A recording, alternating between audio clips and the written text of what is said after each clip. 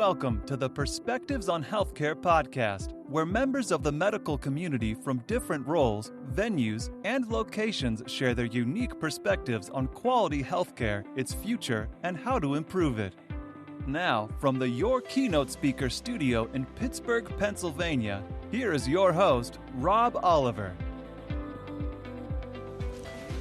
Thank you, and I appreciate you being with me for another episode of Perspectives on Healthcare. Today, you will be hearing from Vineet Nair.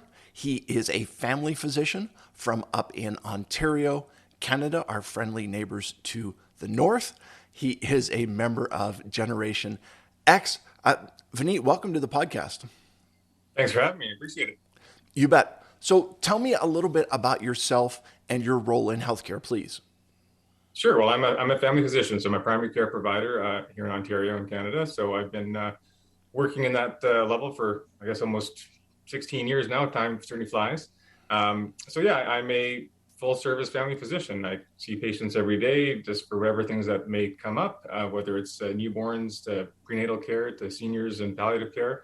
And been very happy and fortunate to do that. It was kind of a profession that took a bit of time to find my place in it. I think I wasn't sure what I wanted to do in medicine, but I think when I was in my medical school, I kind of finally realized that what I really liked was that whole person, big picture kind of focus on healthcare. And so that's kind of what drew me to family medicine, knowing that broad spectrum of information on a lot of different topics and having that whole patient mindset. Okay, so I don't know why this is just occurring to me today, okay? But you say family physician, and I'm assuming you're literally seeing entire families, and so in that way, you're learning more about the dynamics of the individuals that you're seeing than just seeing a broad spectrum of patients, meaning prenatal to all the way through geriatrics. But you're also seeing genetic trends. You're seeing things that are going on within the family that may all be contributing to what's going on with your patients. I don't know why that's a startling revelation to me. But am I characterizing it properly? Yeah, I mean, I think there's lots of different terms: primary care provider, family physician, general practitioner. I think the real distinction is that longitudinal care, where you're building relationships with individual patients. But again, yeah, you're right. The families are there too. So whether it's the social dynamics within that family, or seeing some trends in maybe not necessarily genetic stuff, but just in terms of upbringings and what have you that might lead to certain lifestyle issues. So seeing that kind of relationship is neat. And yeah, you do have that whole family dynamic. So you do get to see kids that become teenagers and moving on from there, right? So it is really rewarding that way. Yeah, and okay, so I think from an educational standpoint, you have kids that are going through school, and then they get passed from one grade to the next grade, and there is, all of the relationship that they built with that teacher doesn't get passed on with them as they move along educationally. But you've got the benefit of having that someone can be a patient with you for as long as you are in practice, and in that way, you have the almost a lifelong relationship built with them, which is a pretty cool thing where you're not losing that every time you take the next step of transition to the next level. So very cool. What does quality healthcare mean to you? Yeah, so in terms of quality health, I think for me, it has come back to that quintuple aim, which has kind of been in the lingo in quality improvement work of late with the Institute of Healthcare Improvement work. So that quintuple aim is looking at having 5 elements that we all want to look at whenever we're talking about how we can improve healthcare. So that's talking about improved patient experience, improved provider experience, better outcomes, obviously, higher quality of care, so more cost-efficient care, and then having equity as kind of the lens we're looking through all of that, so everybody has equal access to this high level of care. So I think that is kind of the ultimate goal with any kind of changes we make in healthcare, is to think about that whole quintuple aim. Okay, talk to me about patient experience and then the concept of provider experience. Can you share a little bit or shed a little bit more light on those, please? Sure, absolutely. So patient experience, obviously, how the patient feels they're cared for in the system, right? That they feel that they're being heard, that they're getting the answers that they want, they need, they're getting the care that they need when they need it. So I think that's kind of pretty obvious thing when people try to think about how to improve the healthcare system think, how can we make this better for the patient? Should they get the tests they need or the treatments they need at the right time? I think provider experience sometimes isn't or hasn't been always at the forefront of that, because sometimes what patients want isn't always good for the provider or good for the system, right? So, I mean, you could have, the patients want 24-hour access to their primary care provider, but that's not great for the provider to be on call or have a pager or have their cell phone out there. And also there's a lot of administrative burden that's put on the providers that in order to provide that care, and that can be quite heavy and lead to burnout quite heavily. So always thinking about, we're doing this step to improve the system, but is that offloading a ton of administrative work and paperwork or forms or time that makes the physician more likely to be burnt out? So I think you have to have both of those aspects in mind, because they're both key parts of the system, right? We want the patients to be happy and healthy, and we want the providers to be satisfied in their work. They're not leaving the profession for something else, that they feel like they're really making a difference. Yeah. And, you want the patients to be happy and healthy, and you need the providers to be happy and healthy as well. And that goes mental health as well as their physical health and the stress, as you've mentioned, of what goes into the work that they're doing. Can you give me an example of quality healthcare? Well, I'm obviously biased as a primary care provider, but I think for me, having that patient-centered medical home, I think, is a key aspect of quality care, right? Where a patient feels that they have a place to go where that clinic, or that may not be an individual, maybe the whole clinic is where they go on a regular basis, but that clinic knows them as a person.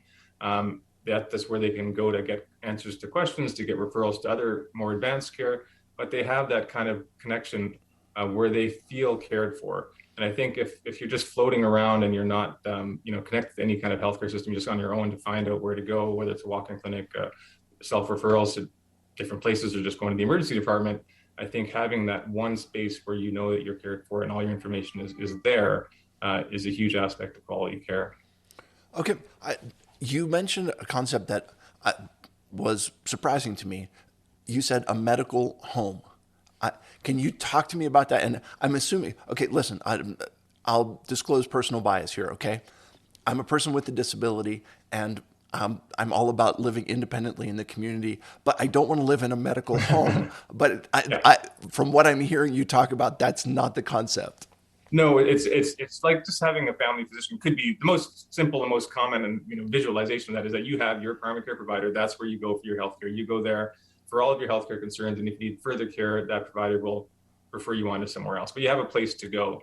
I think there's certainly in our system, there's a lot of people that are called orphaned patients. They don't have a family practitioner or a primary care provider, so they're kind of just forced to find their own way, right? They have to either go through walk-in clinics where there is that episodic care, but not that longitudinal relationship care, or they go to the emergency department, or they're just kind of fending on their own, right? So I think having that one space where that person knows you as a human, as a person, not just like your needs or your gynecological check or your arthritis check, but knows everything. So I think that's what we talk about when we talk about the medical home piece, where there's a place that somebody knows you as a whole person, and that's where you can go to have your questions answered and feel confident that you're being cared for as that whole person. Okay, maybe you can talk about this in the Canadian system, because sometimes when we have those here in the States, you have the clinics and you have staff turnover there. People are coming in there, they're getting experience, and then they're moving on to either private practice or something like that. And so even in those settings, you maybe have one place that you continue to go to, but you're experiencing new staff, or you're not having that longevity of relationship in that. Is that something that you see in the Canadian system as well, or? Yeah, I think it's certainly dependent on where you are in types of locations. Certainly in places that are maybe more rural and harder to recruit physicians, you will get more turnover, right, where a physician will come in for 2-3 years and then move on to a bigger city or to somewhere else if they so choose. So there is that issue, and I think that's why we've kind of moved to that kind of medical home piece, just to try to cover all the bases, because we realize it may not be feasible to say everybody has a family physician or family practitioner for themselves, and that may not be practical or able to be done. So we've kind of probably just hedged our bets a little bit by saying the medical home piece. I think the ideal, certainly from my standpoint as a physician, I think the best care is when I have that relationship and I know the person and it's kind of a longer longitudinal relationship. The next best thing though is, at least if I'm kind of coming in for a 6 month, 1 year kind of locum or work situation, that chart is completed and it has all the information there, and they've been coming to this place for a long period of time. So even if it's, hopefully it's not a huge turnover everybody at the same time, right? Maybe the physician leaves, but the nurse is still there, or the front desk reception is still there. So there's always somebody there to kind of have that warm handoff, so you have that continuity and the patient still has a place to go and is not feeling like they are stranded. Yep. And okay, from an advocacy perspective, I view myself as a self-advocate in my care, and as in that way, I feel like I am kind of the hub of the wheel, and all the spokes are, the different specialties that I see, the different physicians that I see, all of them. And at the center of that hub is me trying to hold everything together. But I see in the paradigm that you're laying out that there is that the medical home is kind of is there in the center of the hub, trying to help coordinate that, so I'm not by myself trying to just keep all of the plates spinning, or all of the everything coordinated. Am I properly framing that? Yeah, I'd say that's correct. Not to say that the patient shouldn't be at the hub as well, right? It should be a duo there working together. But yeah, I think the idea that the patient has to have a copy of everything and has to be on top of all these different appointments and specialties, and have to be responsible solely for that can be overwhelming to many patients, especially those that need it the most. So I think having that space, that would be the responsibility of that patient medical home. Yeah, but I think it is sort of still working with the patient and trying to figure out how we can work with them to make sure their goals and objectives are being met. Yep. And I mean, it's in there, we're still talking about patient-centered care, where the patient has to be in the middle of everything and has to be a part of everything. So I would characterize it as the patient not being alone in doing that, but they've got a support system in place. So what do you wish people understood about your role in healthcare?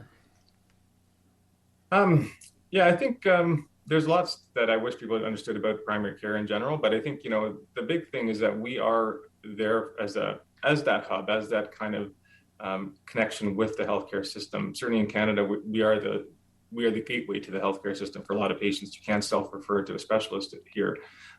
So I think what I want people to realize is that the primary care provider is really looking at that patient as a whole. And so whenever we are making decisions and trying to manage the care, we are thinking about all the different aspects of that patient's care. So it does get complicated trying to coordinate that. And I think sometimes certainly specialties can get,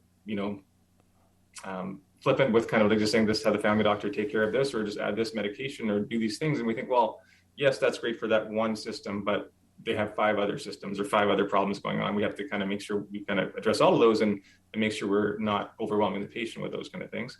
And then from the public health for the public standpoint, I think we're overall well respected by the public, but I think there is still that idea that more tests are always better, and we need to do more and more. And I think everyone should try to keep those big picture things in mind, that testing does have their own inherent challenges. And I think we aren't being gatekeepers in the sense of trying to prevent cost. I think that can be the idea. Sometimes we feel like we don't want to refer because of this it's not necessary. We don't want to save money, or the test is going to be too expensive in a public healthcare system. But I'm sure even in the insurance world, it's the same mindset. People feel like it's there, but realistically, our mindset is not that at all. It's always about what are the benefits of these tests and these referrals? What are the risks of them? What are the potential harms of doing these kind of things? And is it really going to change the management plan? So I think realizing we're always thinking about the patient at the heart of it, and hopefully having that discussion with the pros and cons of any test, treatment, what have you, and then giving the patient that freedom to decide what's best for them.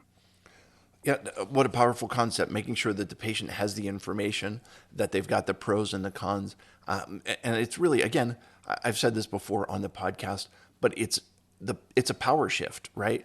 Because in the past, it has been that the medical professional is the one who has all of the knowledge, and the patient comes and says, tell me what I'm supposed to do. And they say, do this, and, take 2 of these and call me in the morning, right? Yeah. There's a reason why that's the protocol that we're used to. And now it shifts into say, okay, here are the options. You can not to go quite matrix on you, you take the red pill or you take the blue pill, and there's a consequence that goes with the red pill and a consequence that goes with the blue pill, and it's your decision as to how you move forward. Does that make sense at all? No, I think that's absolutely right. I think from a provider standpoint, I think people don't often realize that it's actually a better place for us to be as well, right? Because if I'm feeling like it's my job to make sure that every patient with this diagnosis is on this medication, is on these medications, and if they're not, then I'm a bad physician. That's pressure on me, and I feel it kind of causes antagonism with the relationship with the patient, right? Whereas if I think, well, my job is not to say they have to be on this medication. My job is to tell them these are the recommended options for someone in your condition. These are the pros. This is why we think this is what's recommended, but it's up to you to decide to do it or not. So I think that's much more easier for me to kind of go to sleep at night and not feel that tension about like, I've got to make this happen. I've got to make this guy quit smoking, and if I don't, I'm a bad doctor. Well, no, I bring it up. I see where he's at in terms of his interest in quitting, and does he know the options of how he could maybe do it? Does he know the harms of doing it? Does he know why he's doing it? And then if he chooses to keep on smoking, well, I've done my part, and I have to live with that. I'm not going to be mad at the patient because that doesn't help anybody, right? So I think that idea for patients and providers is super helpful to have it. Just your job is to provide information, give them the options, pros and cons, and then hopefully they're making a decision that's informed. And then you have to be okay with that. It's not our life. It's not, we're there for 10 minutes, 15 minutes with them at that one day. It's not our life to decide those things. Yeah. It makes total sense. And there's a lot of pressure, I would imagine, that goes with that as well. If you're the one that's telling the patient what to do, and then something happens in that, and it doesn't turn out as intended, that it comes back to you, and it's like my decision is what caused this outcome. But anyway, what excites you about the future of healthcare? Well, I think there's lots of things that we're working towards in healthcare, and certainly technology is a piece of that. I think a couple of things that come to mind is the move towards thinking more on a population level. I think is a good place to be moving towards. I think we've traditionally gone into a fee for service. Patients in front of you, you deal with that person at the time, but that's all you think about. If he's not in your office, you don't think about him again. Whereas now we're looking more at population level, like how can we get everyone with diabetes to have the right level of care, or everyone with hypertension to be on the right level of care, making sure if they haven't been coming in, that we proactively reach out to them to come in. So it's kind of looking at it as a population rather than just like, if I see them, I'll deal with it, but if I don't think about it. So I think that's really powerful in terms of public health and improving that floor of health, raising the floor for everybody's health.